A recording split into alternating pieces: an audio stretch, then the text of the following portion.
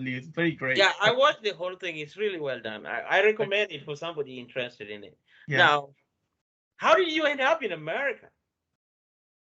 Well, so that's when back to my story, personal story. So after we escaped the genocide and the Sinjar region, we went to North Iraq to a city called Sulaimania. And in Sulaimania, we lived as displaced people there for more than that's 2014, 2017, more than 3 years. I personally, my family continued, and it was a very hard um, experience for a few years there because I was the only Yazidi in a school that was 300 students. I was the only different religion one, only person from a different city, only IDP.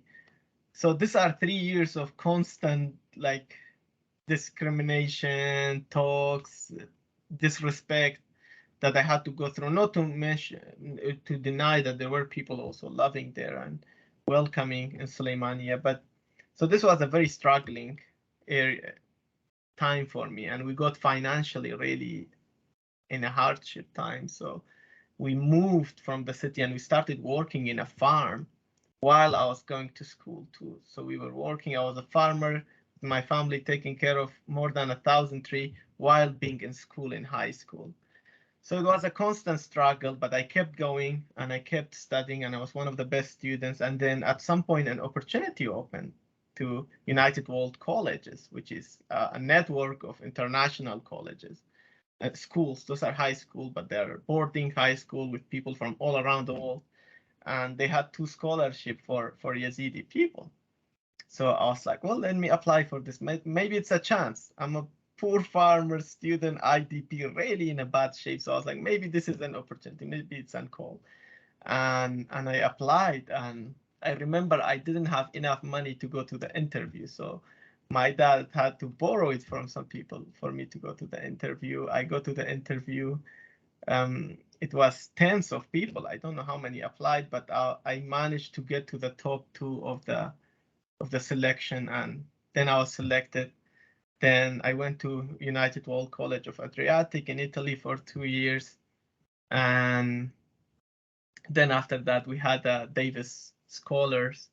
This another scholarship I applied for it in the United States in College of Idaho. There was a range of American universities. I chose College of Idaho back then, and You could have gone to St. Lawrence. yes, the ones I applied to were more of Earlham, Methodist, Bennington College, and Olaf. Those were the ones that I had, and I chose.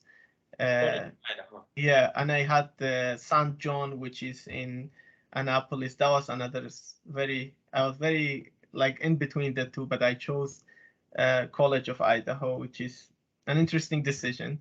And I ended up here in the United States, and now it's 3 years. Um, it's been an interesting experience. 3 years, a lot of change, and but I cannot go back because I have security. I mean, we have talked about the story back home. It's not a place I could easily go back. No, no, So no, yeah.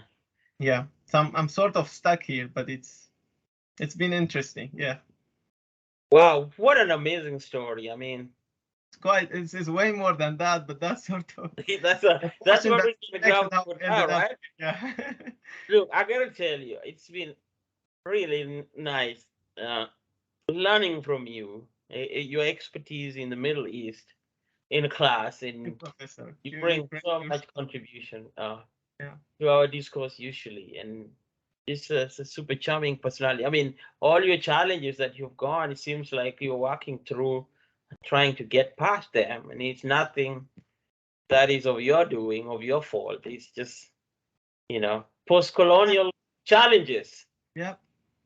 and No, mostly colonial, sometimes colonial, right? yeah, I think. Well,